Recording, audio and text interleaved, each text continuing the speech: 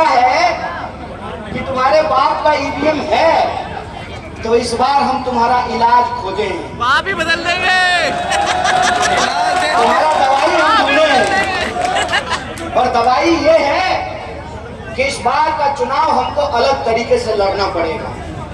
और वो तरीका ये है कि इस बार का चुनाव हम किसी को एमपी बनाने के लिए नहीं लड़ रहे हैं। इस बार का चुनाव हम किसी को मंत्री और किसी को प्रधानमंत्री बनाने के लिए नहीं लड़ रहे हैं। इस बार का चुनाव हम तानाशाही के खिलाफ लड़ रहे हैं।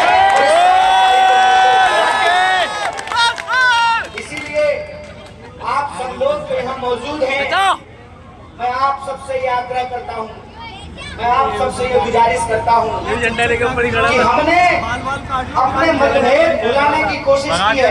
लेने की बात नहीं, यही रखना है ना, पक्का ना? तो 5 साल समय मिलेगा ना सेल्फी लेने के लिए। यहाँ रखना है ना, कि चुनाव पर तो नहीं है, 5 साल के रखना है ना। 5 साल नहीं 10 साल, रोज 5 सेल्फी ले लेंगे भाई, क्या नहीं तो बिहार की बात है कि 10 साल में एक बार भी दिखाई नहीं।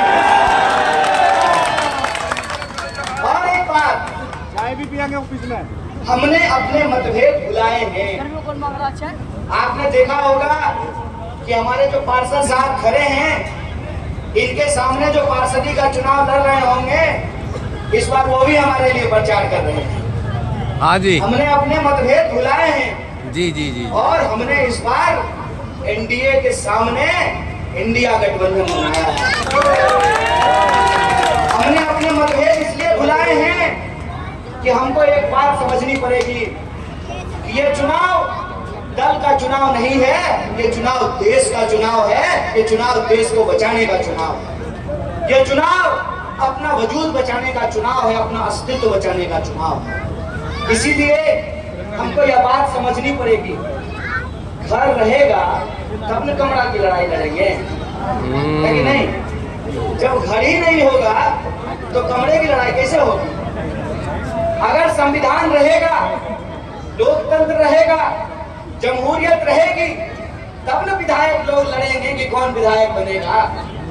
जब चुनाव होगा और पारदर्शी तरीके से होगा, बिना बेईमानी का होगा, तब न पार्षद लोग आपस में चुनाव लड़ेंगे कि कौन वार्ड का पार्षद कौन बनेगा।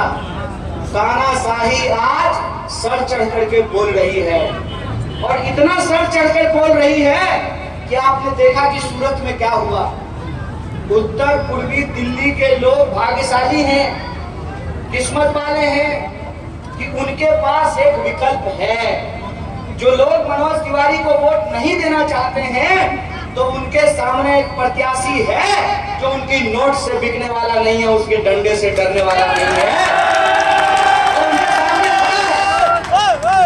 आप सोचिए कि जो लोग सूरत में वोट करना चाहते थे, उनके पास कोई विकल्प बचा? क्यों? यही तानाशाही है। ये तानाशाही है कि जब चुनाव नजदीक आया तो एक एक करके विपक्ष के नेताओं को पकड़ करके इन्होंने जेल में बंद करना शुरू किया। और सिर्फ विपक्ष के नेताओं को जेल में नहीं डाल रखा है, पत्रकारों को जेल में डाला है, विद्यार्थियों को जेल में डाला है, नौजवानों को जेल में डाला है।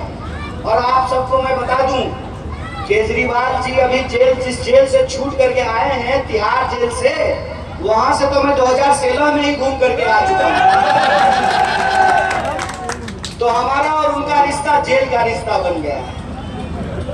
और यह बात हमको समझनी पड़ेगी कि यह जो सत्ता का अहंकार है, इसका हमको उनको जवाब देना पड़ेगा।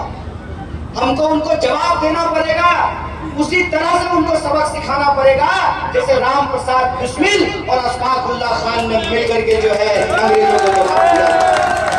इसीलिए इस चुनाव का सबसे बड़ा मुद्दा क्या है? इस चुनाव का सबसे बड़ा मुद्दा यह है कि एक तरफ पिछले 10 साल से वो देश के लोगों के ऊपर अन्याय पर अन्याय करते जा रहे हैं, दूसरी तरफ अपना मतभेद भुला करके हमने इंडिया गठबंधन बनाया है। हम एक साथ हुए हैं, हम एकजुट हुए हैं कि पहले देश बचाएंगे फिर दल का लड़ाई करेंगे। पहले देश बचाना जरूरी है, पहले संविधान बचाना जरूरी है।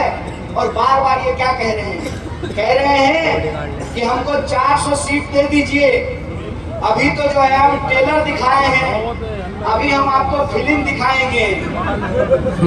महाराज हम लोग प्रधानमंत्री चुने थे, प्रधानमंत्री की शक्ल में पता चला हम लोगों को फिल्म डायरेक्टर मिल गया।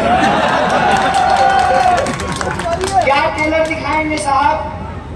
अगर आप महंगाई कम करना चाहते तो 300 सीट काफी था, अगर आप बेकारी कम करना चाहते तो 300 सीट काफी था।